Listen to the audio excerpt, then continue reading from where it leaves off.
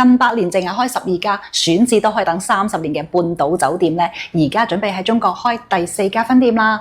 咁大家都係估啦，會唔會落喺廣州呢？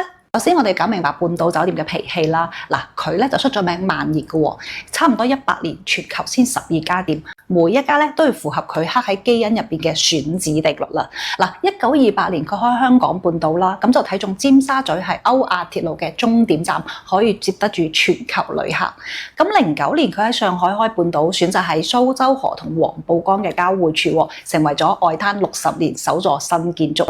咁北京半島喺89年落地王府井嘅時候咧，仲大火埋 LV、Chanel 呢啲奢侈品牌嘅內地首店。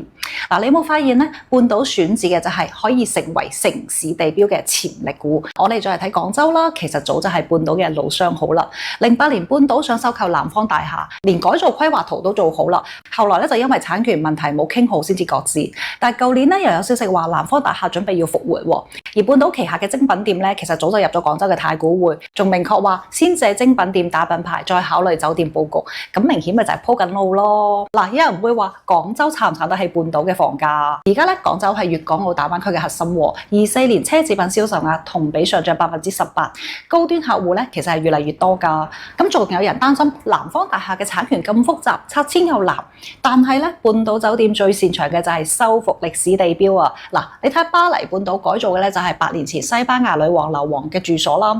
咁伊斯坦布爾半島咧修復咗係3棟奧斯曼時期嘅歷史建築喎，所以佢對付產權問題做文化融合啊，係一個老手嚟㗎。嗱，再講廣州嘅文化底蘊咧，都幾啱半島嘅胃口喎。半島嘅每一家店咧都要入鄉隨俗。咁上海嘅半島大堂就掛住中式水墨喎，而北京半島就展示咗800幾件中式嘅藝術品。如果落址廣州，話唔定就會將騎樓、粵劇、講授搬入半島酒店，再搞個港式早茶加英式下午茶嘅融合體驗。而且半島咧從來都唔係賺快錢㗎，佢堅持重資產持有，每開一家店都好似投資一座城咁。嗱，廣州呢幾年其實一路係升級緊高端服務業嘅喎，尤其係白鶴潭啊、黃沙啊都喺度打造緊新地標啦。咁啱咧就同半島嘅長期主義經營哲學不謀而合啦。畢竟對半島嚟講，選一個城市開酒店就係同呢個城市一齊成為傳奇啊嘛。